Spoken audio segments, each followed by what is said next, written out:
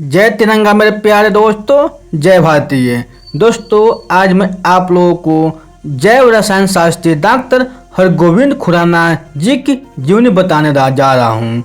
दोस्तों, जब से इस सृष्टि में मानव के साथ साथ विभिन्न जीव जंतुओं का जन्म हुआ तो हम उनकी संतानों को देखकर हमेशा अपने मन में यही प्रश्न लाते हैं कि संतानों के नाक, नक्शा, रूप, रंग, बनावट उनके माता पिता से इतने मिलते जुलते कैसे हैं।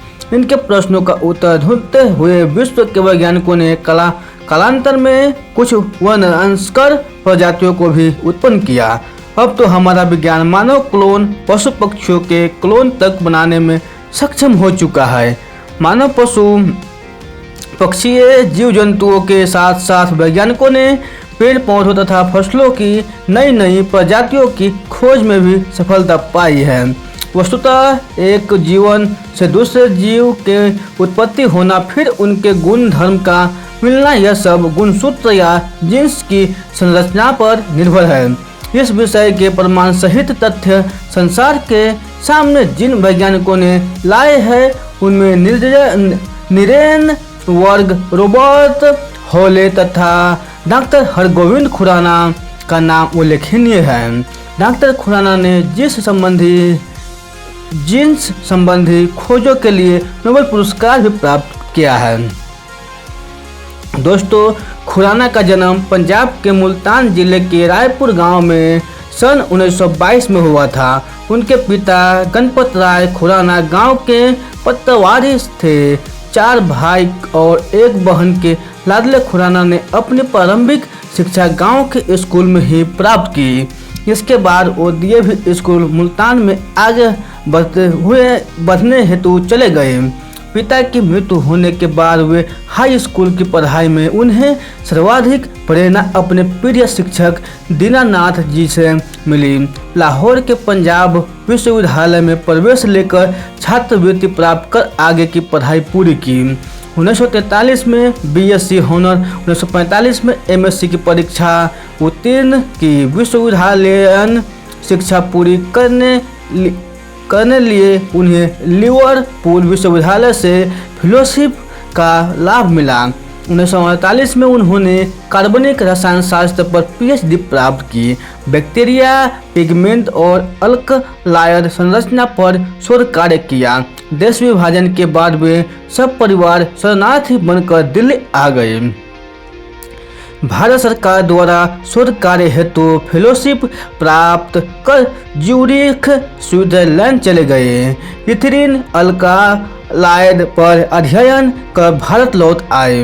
भारत में उन्हें न तो सुविधाएं मिली और न शोध कार्य हेतु उचित सुविधाएं। इंग्लैंड के कैम्ब्रिज विश्वविद्यालय आकर सर ताई के निर्देशन में शोध कार्य जारी रखा। 1952 में स्विस महिला स्तर एलिजाबेथ सिल्वर से विवाह किया। इंग्लैंड छोड़कर कनाडा आ गए, जहां वैंकूवर स्थित विश्वविद्यालय में सीमित सुविधाओं के बाद भी केवल शोध कार्य जारी रखा, अपितु 7 सदस्यीय एक शोध टीम भी बना डाली। 1959 में उन्होंने डॉक्टर जॉन मोफेर के साथ कोएंजाइम बनाने में सफलता हासिल की।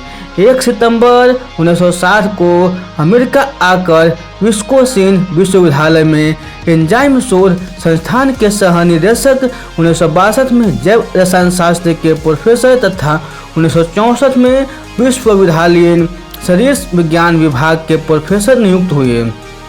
यहाँ आकर उन्होंने जीन संरचना में किस प्रकार 16 सेलों के जीन्स इसके एंजाइम तैयार करते हैं, इसकी अध्ययन प्रक्रिया को जारी रखा और यह साबित किया कि सेल की नाभि का डीएनए दूसरे आरएनए को तैयार करता है, जो माता पिता के गुणों के प्रतिबिंब पर आधारित होता है। इसमें सिर्फ अंतर यह होता है कि न्यूक्लियोटाइड्स के स्थान पर यूरोसिल बेसेस आ जाता है। एक बार बनने के बाद आरएनए रिबोसेल से जुड़ जाता है, जो कि सेल की प्रोटीन संरचना का स्थान होता है। दूसरे प्रकार का आरएनए सेल में बह रहे अमीनो एसिड को ले लेता है और रिबोसेल तक ले जाता है, जहां उनमें प्रोटीन बनता है। इस प्रकार हर बार अलग अलग अमीनो एसिड बन जाता है और अलग अलग प्रकार आरएनए होता है।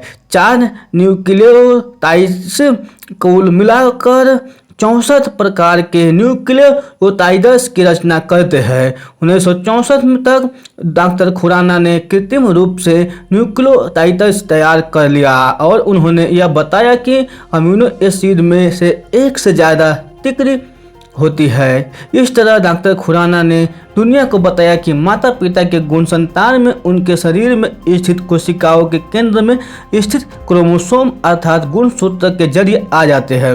अपनी प्रयोगशाला में उन्होंने अपने वैज्ञानिक साथियों के साथ मिलकर ऐसे जीन्स का निर्माण किया जिसको परिवर्धित करने पर संतान के गुणों में परिवर्तन होता आ जाता है।